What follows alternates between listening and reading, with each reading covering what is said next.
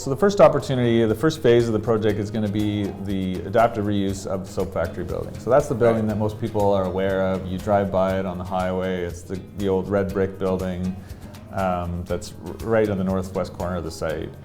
And so what we're planning on doing is stripping it back to the original structure and adding a new component. So we're creating about a 500,000 square foot office building there, and that the design for that is underway, and we hope to be signing leases for that building in 2018. And that could be delivered as early as 2020, 2021. And so for tenants looking along that kind of timelines, that's an opportunity that's pretty much right on the horizon.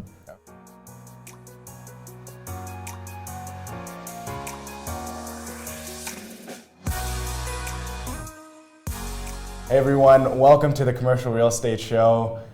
With us today we have Derek Goring. Very excited to have you. Thanks for coming in. Thanks, Dana. Happy to be here. Yeah. So Derek has a ton of experience in development in every facet of commercial real estate. Previously, you worked at Waterfront Toronto. Yep. Infrastructure Ontario, and before that at Minto. Right. And you're currently actually the chair of the Urban Land Institute. Yeah, the Toronto District Council, yeah. Very cool. Okay.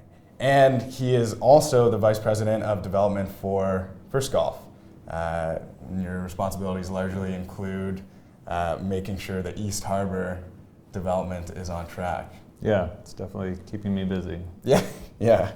Okay, so first of all, there's a lot of people who've heard little pieces about this. Oh, there's a big development coming. What is it? What is East Harbour? Yeah, East Harbour is a lot of things. So at the biggest scale, East Harbour is about city building. This is a building at the neighborhood scale, at the city scale, eventually be home to over 70,000 people working there. And so we are reconnecting a part of the city back to the city. This is an industrial area that's been literally cut off from the city for 100 years. Yeah. So a big part of our job is reconnecting the site back to the fabric of the city and creating a new place for people to go. But in a lot of other ways, it's really about economic development and the future growth of the city. This is a place that's intended to be primarily for employment, where the next generation of workers will actually be working. And so we have a responsibility to create that environment that is where companies who could really locate anywhere in the world choose to locate here in Toronto and at East Harbour. And it's about how they can attract and retain the talent that they want to be successful.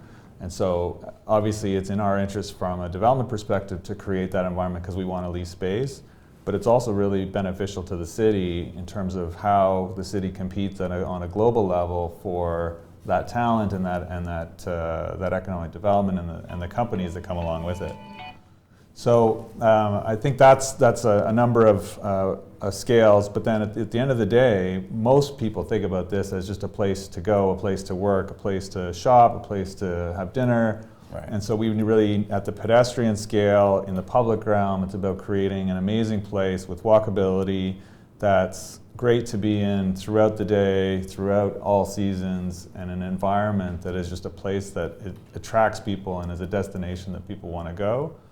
And that provides amenities for the people that are going to be working there, as well as an amazing amenity for everyone in Toronto, especially people on the east side of the downtown. Okay, very cool. So before we're going to dive into all of that, the amenities, the path system, attracting powerful tenants, the Amazons of the world or whoever, but first, what was East Harbour? It's a 68-acre site. 60 acres, yeah. 60 acres. And, this is just east of the Don Valley. Yeah, so we're located right where the Don Valley Parkway and the Gardner meet on the east side of the Don River. So Eastern Avenue to Booth and Lakeshore to Don Roadway. And the north boundary also includes the existing GO Train rail corridor. Yeah. Okay, so I think a lot of the time people don't realize how big a parcel of land that really is. Yeah. If that were located downtown, what would that look like? Essentially, it's the financial core. So Front to Queen, Yonge to University is about 60 acres. Jesus. It's kind of like a new downtown core, but obviously it's going to be built to a different scale. The other actual useful reference point is the four corners of King and Bay represent 10 million square feet of office. We're also planning for 10 million square feet of office. Okay. But those four corners of King and Bay are about 20 acres, and we're building it across 60 acres. So less density, but the same scale of development in that sense. Room for a lot more retail ground level kind of. Yeah, so in order to make sure that it doesn't represent what the downtown used to be, which was all office space and really it just emptied out and became a dead zone after 5 o'clock, East Harbour is really about creating the right mix of uses. And so about 20% of the uses will be non-office, and it'll be primarily retail, entertainment, culture, and other uses, especially food, that help drive animation during the evenings and weekends, but then also provide a lot of the amenities that office tenants would be looking for.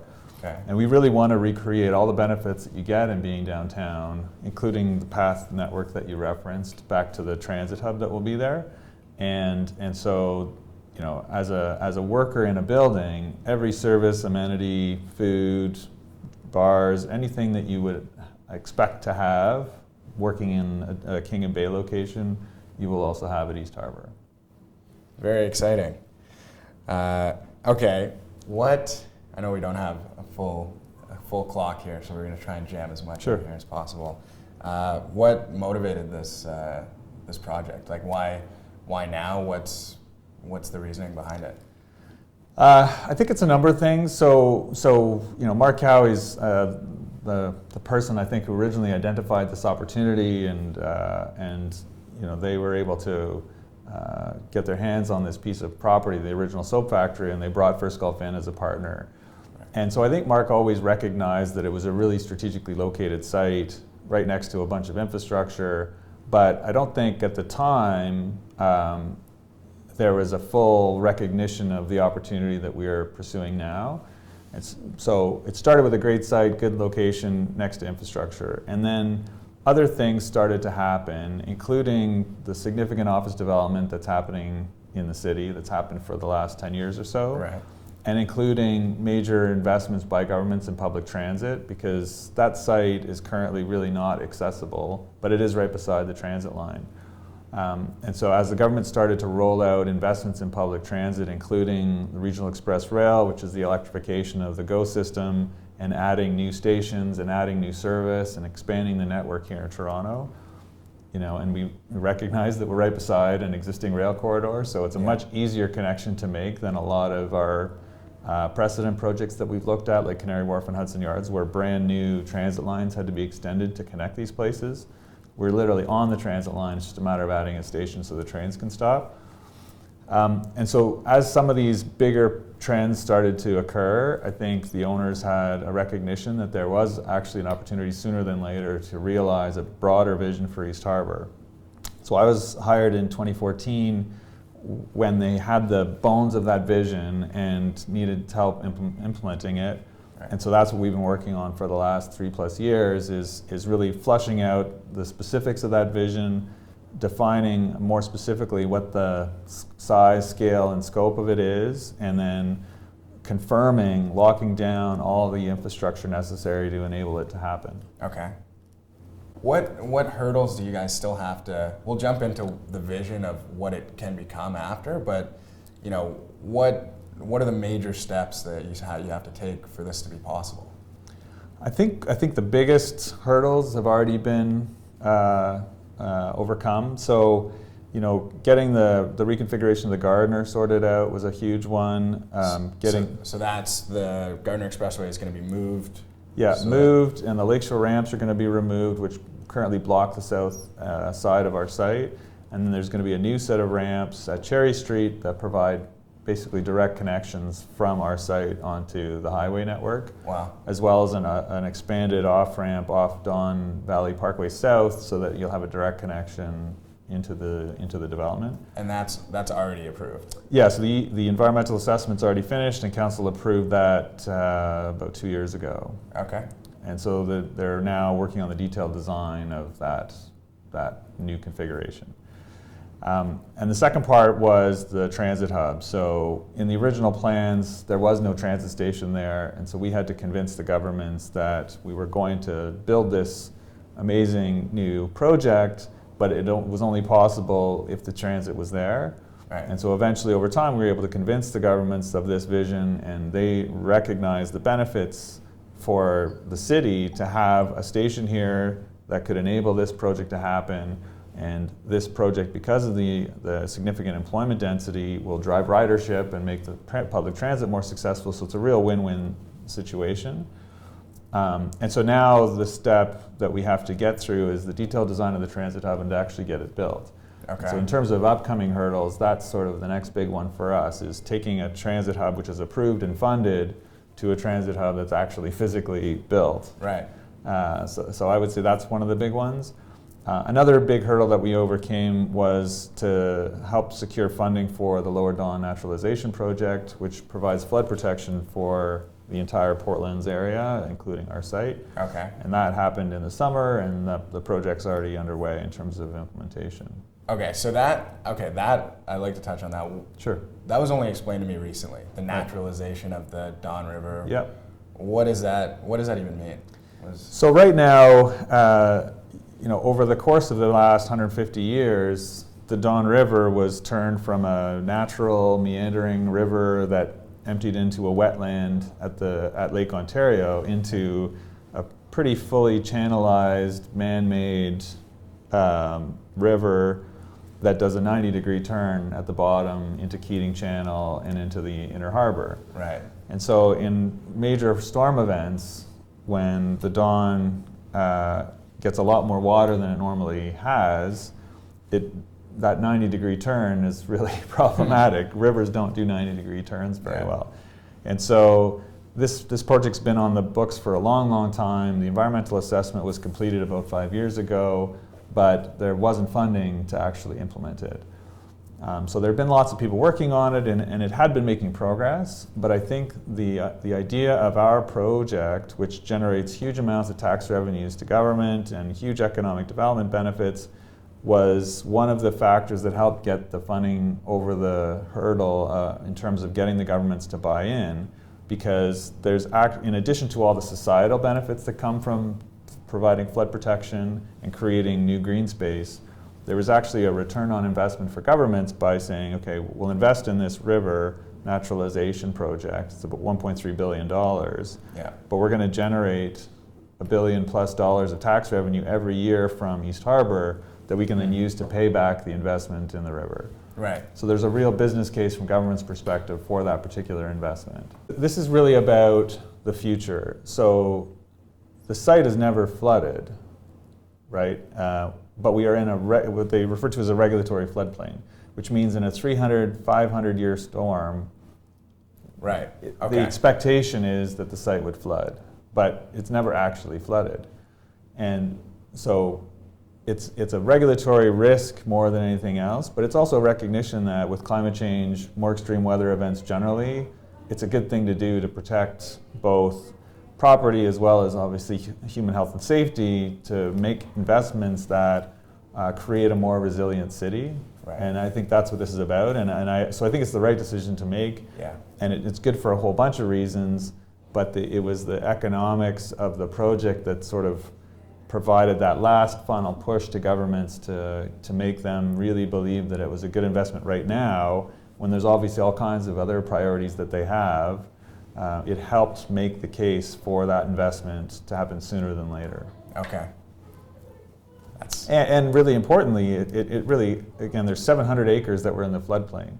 And so that project unlocks the entire Portlands, which is and the city owns most of the Portlands. There's all kinds of interest now, especially with the Sidewalk Labs announcement, in what the possibilities are in the Portlands. And the river naturalization is a really important part of unlocking that potential. Okay. It'll be interesting to see what happens with Sidewalk Labs as well. And all the rest certainly. Of we're really excited about it. It's obviously an innovative company that wants to do bold and innovative things right on our doorstep. So we're really excited, and we wish them lots of success. Yeah. Okay, what is the potential of this site? Like, you know, if I work at East Harbour and, you know, 10 years, we'll talk about timeline in a second, but Sure. In 5 or 10 years in the future, and I wake up in the morning, you know, what does my day look like? How is this project going to be different than downtown beyond what we've already chatted about? Well, I think one thing is how you get there. We're really focused on making it as easy as possible to get to East Harbour, and we want most people to arrive by public transit. And so we're really spending a lot of time focusing on the design of the station and working with Metrolinx in the city to get as much service to that station as possible, to make it as easy as possible to get to East Harbour by public transit. Right. And so, you know, we think about the transit station as the front door. And so to your point, if you arrive in the morning, you arrive at the transit station, and it's an amazing experience. It's open, wide, clean, bright, and it's a pleasant environment to be in, and you have direct weather protected connections from the transit hub to every single office building in the district. And so, and from a technology perspective and from a public realm perspective, we really want to embrace sort of the latest and greatest to make sure that that environment that we're creating between the transit hub and the development is enabled by technology. And so everything from, you know, wayfinding to what kind of opportunities exist in the public spaces, programming, retail opportunities are embedded into the infrastructure of the place. And the public realm creates an environment that's really walkable, easy to get around, and just a really great environment to be in. And then the office space, you know, the buildings themselves will be, you know, very modern and technology enabled as well. But at the end of the day, the tenants themselves are going to create the actual work environments. Yeah. We want to create buildings that are as flexible as possible to accommodate the work environment of the future. Yeah. And the focus is on health and wellness. So we want to create physical environments that have lots of daylight, clean air, clean water, and amenities that allow people to be healthy and happy. That's kind of the fundamental of what we as the landlord and the developer are trying to accomplish when it comes to attracting and retaining the workers that are going to be coming to this place. Right. And another really important aspect actually is, you know, so most people will arrive by public transit, and then we are also really going to try to push pedestrian cycling as a commuting form. So one of the really interesting things about the site is we're at the intersection of, so we're at the intersection of 2 busy highways in the city. We're also at the intersection of 2 busy bicycle highways. Right. So the Don Valley Trail and the Martin Goodman Trail intersect right at our site. And so we're creating, in the master plan, really integrating those existing trails and creating connections from those existing trails into the site and into really amazing bike storage facilities that, again, make cycling to work a really pleasant experience. Right. So trying to avoid cyclists mixing in traffic and separating cyclists from pedestrians to make sure that cycling is a really easy and fun and safe way to get to East Harbour as well. Okay, so in a few years, there'll be people cycling all the way down, going to their office, and yeah. Okay. Yeah, I mean, there's just in the last few years with the city adding a whole number of bike lanes, the number of cyclists has really increased spectacularly. And so Martin Goodman Trail is a very busy commuter highway. I think the Don Trail is not as much yet, but we're at the bottom of the hill, which is really great. So people can come down the hill in the morning and only have to go uphill in the afternoon. Yeah, there's gonna be a lot of ambitious people leaving their bikes at work. Yeah, I think so. Calling a cab. Possible. Okay. Well, what about you guys? Also have a pretty heavy sustainability aspect to the project too. Yeah. So and it's partly recognition that this is where the world is going, but it's also the governments have made major investments in infrastructure to enable this project to happen, which we think is really great. And all the governments today are really focused, so every single level of government is really focused on climate change and reducing greenhouse gas emissions. And so partly for business reasons and partly to respond to the government's priorities, we are embarking on a process to figure out how to make this development carbon neutral. And we haven't made a firm commitment to that yet. We're in this exploratory phase to say, how can we make this happen? Right. And the other thing that the governments are doing, to their credit, is again, at all three levels of government, there are initiatives underway to help enable those things to happen. So particularly both the federal and provincial governments have various grants and other programs to help create financial incentives for buildings to reduce their greenhouse gas emissions. Yeah. And obviously having a cap and trade regime here in Ontario is another mechanism that helps enable that to happen. And so we are designing our buildings to be, to have a very small carbon footprint and looking at opportunities to get that carbon footprint down to zero. And that includes a wide variety of solutions, including on-site renewables, storage, and thinking about tapping into some of the existing infrastructure on place in the neighborhood that might enable more sustainable sources of energy. And so one of those opportunities includes Ashbridges Bay. So Ashbridges Bay is the waste treatment plant. There's methane that gets produced as a result of treating waste. That's a source of energy that's not being used right now. Essentially, it's a source of renewable natural gas. So one of the opportunities that we're investigating is to essentially create an opportunity to pipe the gas that gets created through Ashbridges Bay process and use that as a fuel for a cogeneration plant that would produce both electricity and heat for the project. That's very cool. Yeah, and so that we can't rely on any one thing, and we don't know for sure whether that particular opportunity will work out. There's also the Portland's Energy Center, which is a gas plant that has excess heat, and there's other opportunities that we're investigating as well. Okay, so then when you drive by Ashbridges Bay, I used to live I grew up in the Beaches, in East Toronto, and so now instead of the smell being by there when you drive by and you're like, oh my God, what happened here? You wind down the window, it's much worse. Right. That's going to be powering East Harbour potentially. It's possible. One of the options. Yeah. That's so awesome. We're looking at deep lake cooling and geothermal and various other things as well. And I do believe that one of the big trends in the future is with storage. So batteries are becoming more and more cost effective and more capable. And really, energy is a lot about managing peaks. And so the cost of energy and the carbon intensity of our network is really driven by the peak loads. And so if we can use on-site storage to reduce the peak loads, then we can rely on, Ontario's grid is primarily hydro and nuclear, which is carbon free. And so if we can use that part of the grid to fund our base load, and then instead of using gas plants as the peak load, we can use storage to offset some of those peak loads. It's another way that we can get to reduce our carbon footprint. Wow.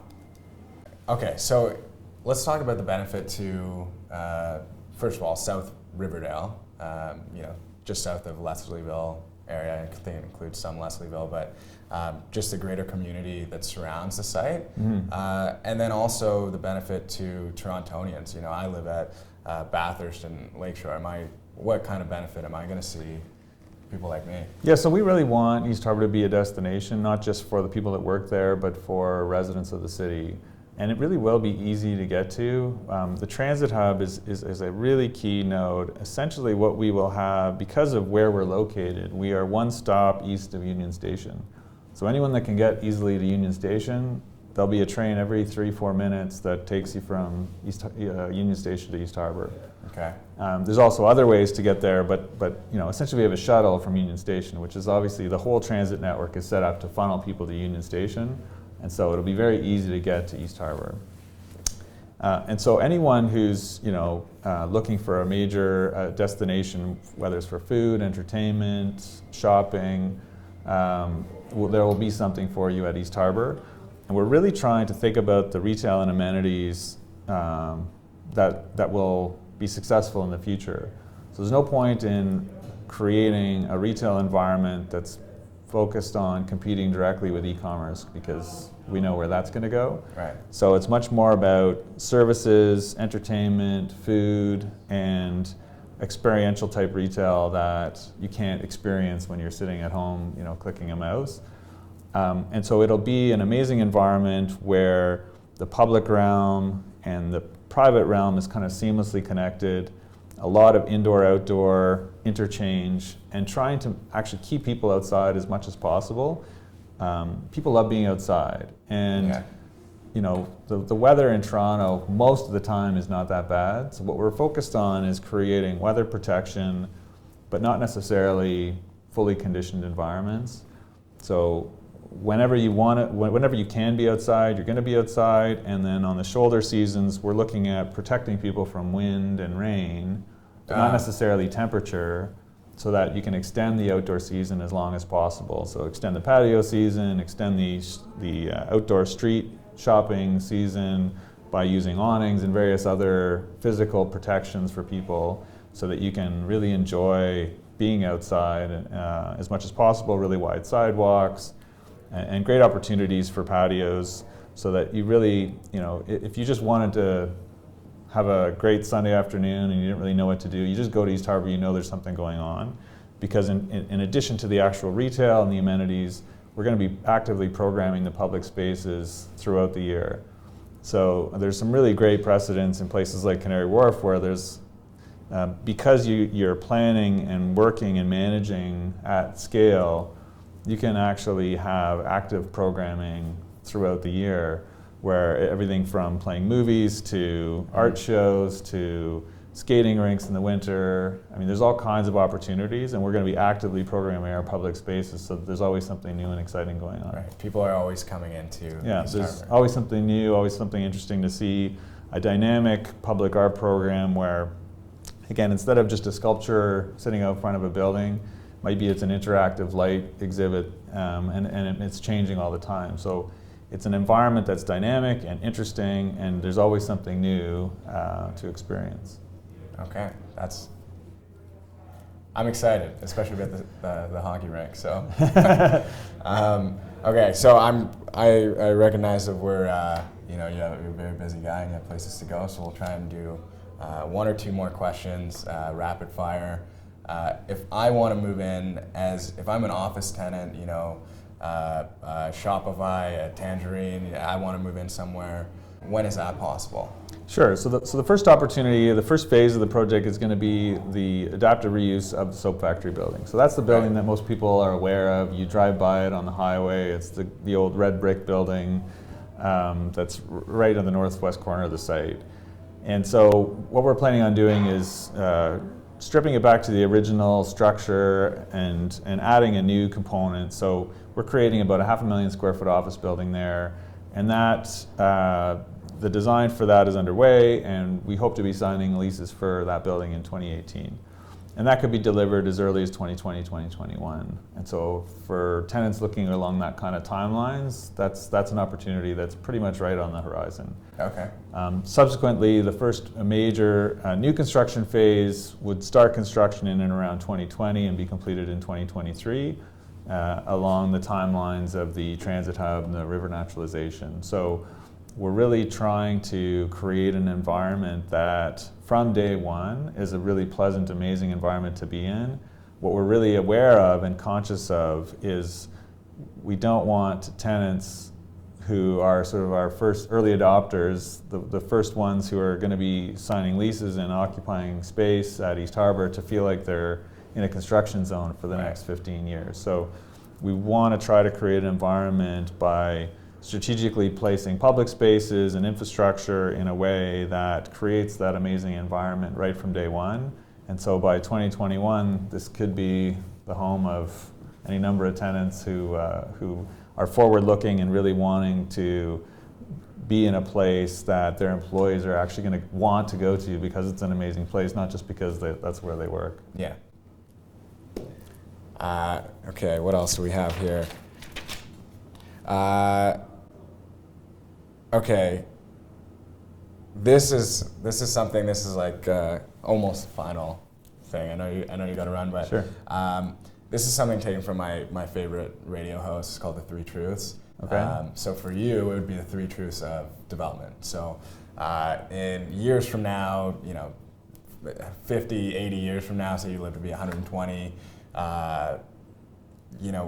all all of your work, everything, you accomplish all of your dreams, and Urban Land Institute has 100,000 million members, and East Harbor's a huge success, and a number of other projects. But for whatever reason, every book you've written, every speech that you've given, everything that you've told your children, it's all, nobody can remember it, and all you have is 3 truths to write down to give on. That's what people are going to remember you by. And they're about development. Okay. So what would those 3 things be? When it comes to development, I think you got to remember that it's about people. So it's about creating environments that people want to be in. I think if you can do that, your project is going to be successful. So I would say that's one. And that might be more than one. I think that cities are things that have evolved over a long, long period of time. And there are actually a lot of lessons to be learned from the cities that were built a long time ago. Right. And, I don't know how fundamental the truth this is, but we've been planning cities for cars for the last 100 years. And I think with the advent of autonomous vehicles, I think that's going to change back. And I think cities are going to actually start to head back towards what they were more than 100 years ago in terms of the scale, making things at a human scale. So it does kind of build on the previous point of making things and making places about people and for people as opposed to for cars. Right. And so again, I think if you can do that, you're going to be successful. And people are social animals, so if you can create environments that are really amazing to be in, it doesn't matter what the trends in retail are going to be, what the trends in office are going to be. If you create amazing places that are good to you feel good in, you can be healthy in, and these are environments that have green space and other things that just generally fundamentally make people happy. The rest is sort of easy. Right. So I think that's sort of how I would leave it. Okay. Well, congratulations on all the success that you've had so far. It's a huge project, so you guys have come a long way in 3 years, you said. So all more power to you, and it seems like there's going to be new jobs, there's going to be new places for the people to work and play, housing values are going to go up, it's an exciting opportunity, and you're doing it in a way that includes everybody's input. It's a rare thing, and I wish you the best of luck, and thanks for coming by. Thanks, Dan, I appreciate it.